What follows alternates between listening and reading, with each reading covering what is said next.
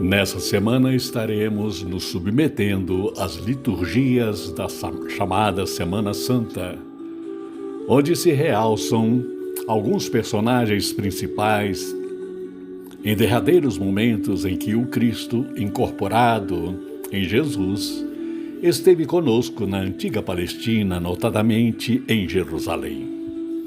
No podcast a seguir, destacaremos uma publicação do saudoso amigo e irmão Hermínio Correia de Miranda, mensagem que foi transcrita na revista O Reformador da Federação Espírita Brasileira em março de 1959. Ele a intitulou Judas Redimido. A figura histórica e humana de Judas Iscariote sempre exerceu grande fascinação sobre o meu espírito.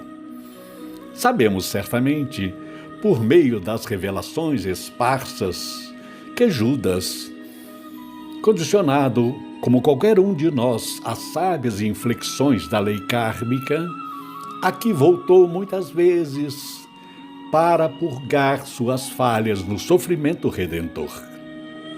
Estamos certos também que o Cristo não abandonou a sua própria sorte, nem pretendeu deixar que a pobre criatura, vítima de sua fraqueza, ficasse mergulhada na amargura, sem remissão, no sofrimento eterno. É muito reconfortante e infinitamente mais, de acordo com a moral cristã, sabermos que o espírito de Iscariotes, em sua imperfeição, vem evoluindo gradativamente. Na moral, na espiritualidade, está hoje entre os mais chegados colaboradores de Jesus. Que pode imaginá-lo como trágica ruína humana, batida pela miséria eterna. Não seria Jesus o gênio supremo da bondade e do amor que deixaria o seu antigo discípulo perder-se nas estradas agrestes da eterna agonia? Se nenhuma das ovelhas do Pai se perderia, confiemos que ele também não se perderá. Como poderia perder-se justamente naqueles que acompanhou pela rota empoeirada da Terra Santa, que o ajudou, por algum tempo, a espalhar aos quatro ventos sua mensagem de amor e humildade, que, bem ou mal, sonhou com um mestre de muitos sonhos, da universalidade, da fraternidade universal. Como poderia Jesus condenar o antigo companheiro num momento de fraqueza e invigilância se deixou levar por enganosas ilusões? Por outro lado, é preciso atentar na circunstância daquele impensado gesto. Judas não foi o único, nem mesmo o maior responsável pela dolorosa tragédia da cruz. Foi mero instrumento de força ensanguecida do ódio irracional, vencido pela miragem do poder, como quem acenara os inimigos do Cristo. Ele se prendeu ao lamentável e infeliz papel de indicar a sanha destruidora dos algozes, aquele que havia escolhido no círculo mais íntimo dos seus seguidores. Seu espírito era fraco e imaturo, sonhava com uma fatia de poder e se deixou fascinar. Era tão fraco que, consumado o gesto supremo da traição, não encontrou em si mesmo forças morais para enfrentar as consequências dramáticas do arrependimento.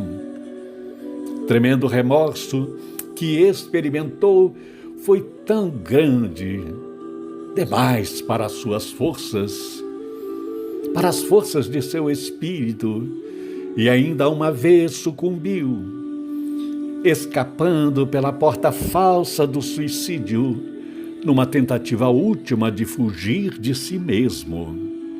Mais uma vez se enganou o pobre e desorientado irmão. Libertara-se do envoltório físico, mas não se libertara de suas angústias.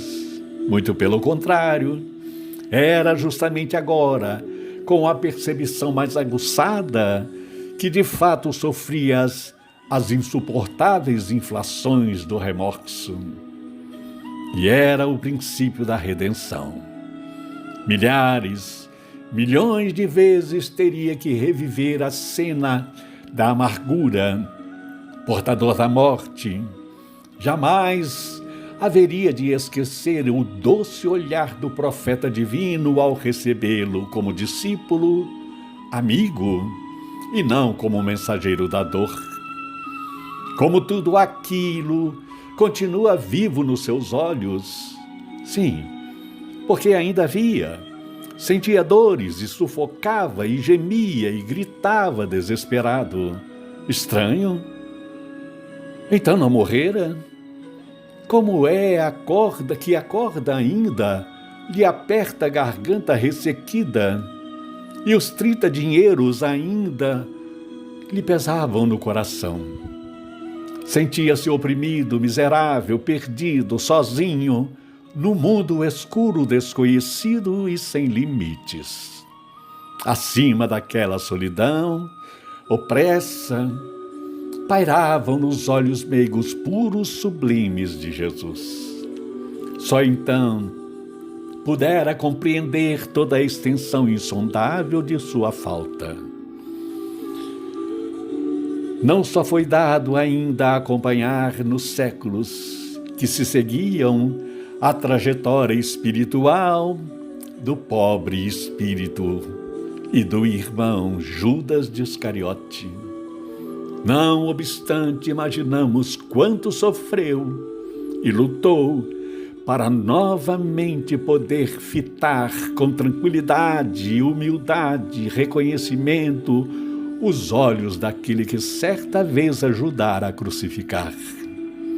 Hoje, o antigo apóstolo que retornou ao seu lugar entre os seguidores mais próximos do Cristo, nas profundezas de seu coração, deve sentir-se amplamente recompensado e todas as dores que sofreu.